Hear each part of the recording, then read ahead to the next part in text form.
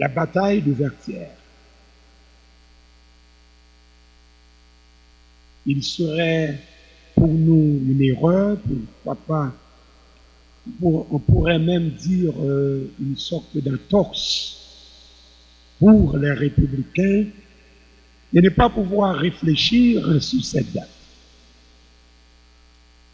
C'est la raison pour laquelle la radio républicaine Inter joint la voix des républicains à travers le Parti républicain haïtien pour apporter cette réflexion sur cette date, sur la date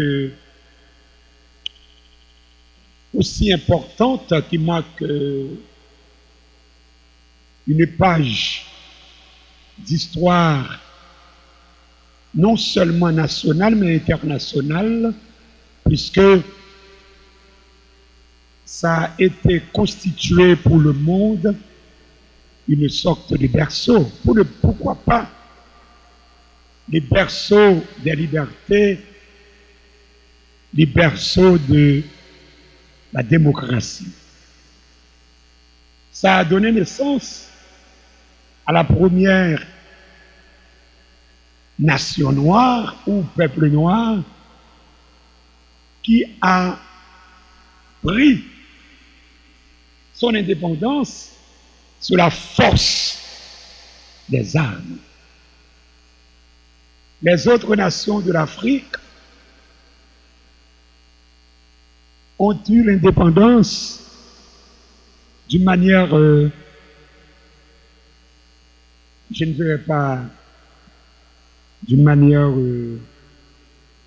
partisane ou encore sous la flatterie et autres, puisque c'est toujours une sorte de délaissement de du pays occupant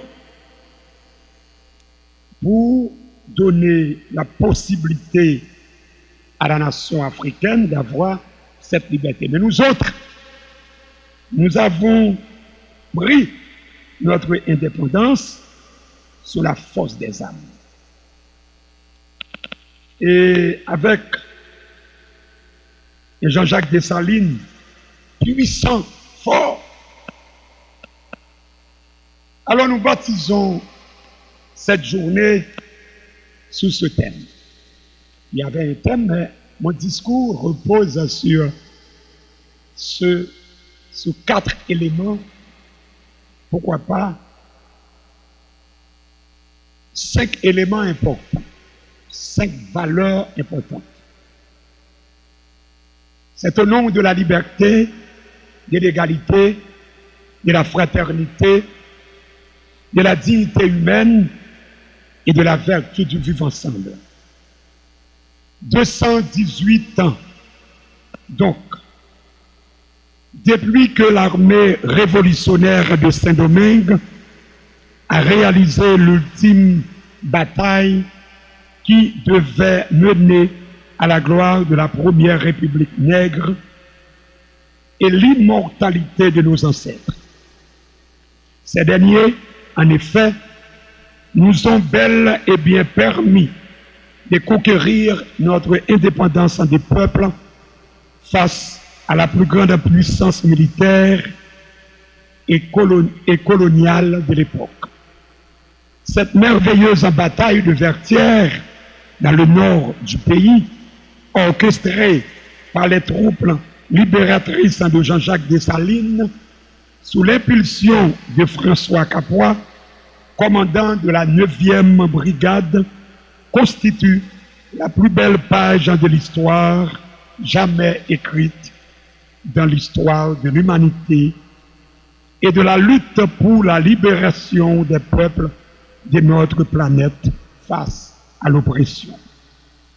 Le 18 novembre reste et demeure toujours une date mythique qui constitue la toile de fond de notre patrimoine historique.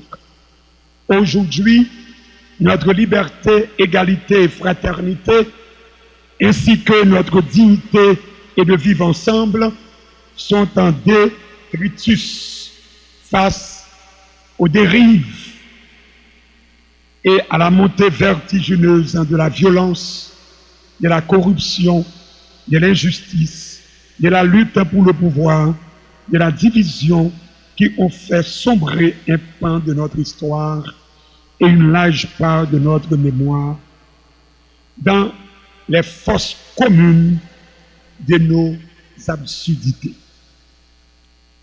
Il n'y a pas mieux, en fait, pour trahir les rêves de nos prédécesseurs et couler toute une nation dans l'indignité. Nous étions et nous sommes toujours un peuple vaillant qui marche toujours la tête haute.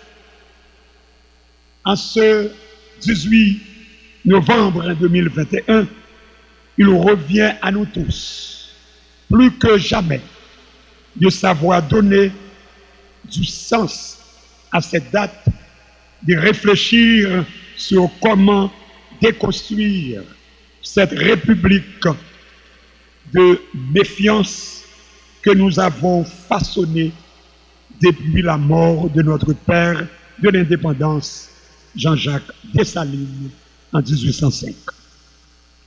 Nous sommes tous fils et filles des esclaves, mais nous sommes également fils et filles d'une race forte, fière et déterminée. Nous sommes le berceau des libertés et de la démocratie. Nous sommes le centre du monde et le reflet d'un monde de paix et d'harmonie. Il est évident que nos ancêtres et bien d'autres ont façonné la République de la méfiance, fondée sur la division, la violence, l'injustice, l'insouciance, la corruption, l'opacité, l'irrespect des valeurs et des principes, l'immoralité politique, manque de la parole donnée. Mais il est temps maintenant pour que les jeunes de cette nation travaillent pour la déconstruction de cette République pour enfin construire la République de la confiance axée sur les valeurs, les principes, la démocratie, la liberté, l'égalité, la solidarité, la transparence, la moralité politique, l'unité nationale, la vertu du vivre ensemble, la justice, la paix, le dialogue et le travail. Cependant, pour aboutir à cette lutte et à cette déconstruction idéologique et même politique de cette nation, on doit s'asseoir sur un idéal. L'idéal de nos ancêtres, l'idéal de toute une nation, l'idéal républicain, l'idéal haïtien. Et avant même de présenter cet idéal que nous devons maintenir pour construire la République de la confiance en déconstruction de la République de la méfiance, façonnée par nos devanciers, il est primordial de rappeler réellement d'une part l'objectif de la bataille à Vertières le 18 novembre 1803, près du Cap François, au nord de l'île de Saint-Domingue, une bataille qui met fin à la tentative de Napoléon Bonaparte, premier consul de la République française, qui avait nourri le vif envie de restaurer la souveraineté de la France sur l'île de Saint-Domingue. Et d'autre part, la cause de la bataille de Vertières. À la suite de l'abolition de l'esclavage en 1794, Toussaint Louverture parvient à chasser les Anglais de l'île et commence à la gouverner. Napoléon voulant rétablir l'esclavage, fait capturer par traîtrise Toussaint Louverture et envoie 23 000 soldats sous les ordres de Charles Victoire Emmanuel Leclerc pour reprendre le contrôle de l'île. Les troupes françaises sont décimées par la fièvre jaune et malgré un renfort de 10 000 hommes sont réduites à 2 000 soldats retranchés à Fort Vertières. Objectif de la bataille de Vertières, 18 novembre 1803. Le 18 novembre 1803, près du Cap Haïtien, au nord de l'île de Saint-Domingue, une bataille met fin à la tentative de Napoléon Bonaparte, premier consul de la République française, de restaurer la souveraineté de la France sur l'île de Saint-Domingue. Les débris de l'armée française, commandée par le général Donatien de Rochambeau, capitulent devant les anciens esclaves sous le commandement de Jean-Jacques Dessalines. La colonie française devient 6 semaines plus tard le premier État noir indépendant sous le nom de Haïti. Triomphe de Toussaint Louverture. Cependant, il faut rappeler qu'en 1794, le gouverneur révolutionnaire de Toussaint Louverture a aboli l'esclavage. La décision de ce gouverneur a mis fin à la révolte des esclaves de Saint-Domingue qui a été déclenchée depuis février 1791. Après s'être rallié au pouvoir, Toussaint Louverture, chef des esclaves révoltés, est nommé général et parvient à chasser les troupes anglaises qui avaient débarqué à l'appel des colons blancs. Puis, Toussaint Louverture commence à gouverner l'île unie de façon indépendante vis-à-vis de la France. Cela déplaît fortement au premier consul Bonaparte, arrivé au pouvoir en 1799 et agité de restaurer les positions de la France en Europe et dans le monde. Il envoie donc des corps expéditionnaires rétablir l'autorité de Paris à Saint-Domingue et en Guadeloupe. La défaite française est la naissance d'une nation. Pour cela, 23 soldats ont débarqué à Saint-Domingue au début de l'année 1802. Sous les ordres du général Charles Leclerc, leur arrivée n'était pas sans réaction.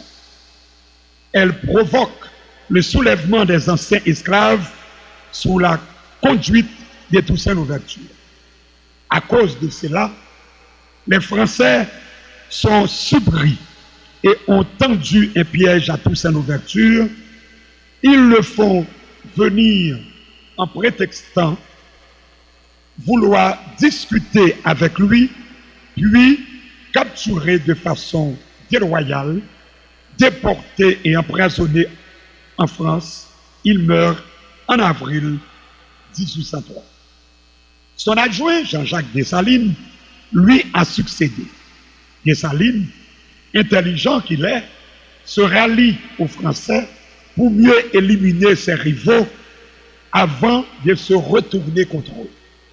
Le temps joue pour Dessalines, car les soldats français sont anéantis, détruits par la fièvre jaune, y compris leur commandement qui meurt en novembre 1802.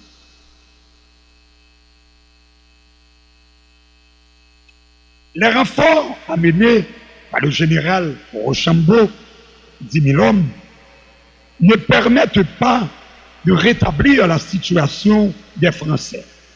Affaiblis à l'extrême, ils finissent par capturer le 18 novembre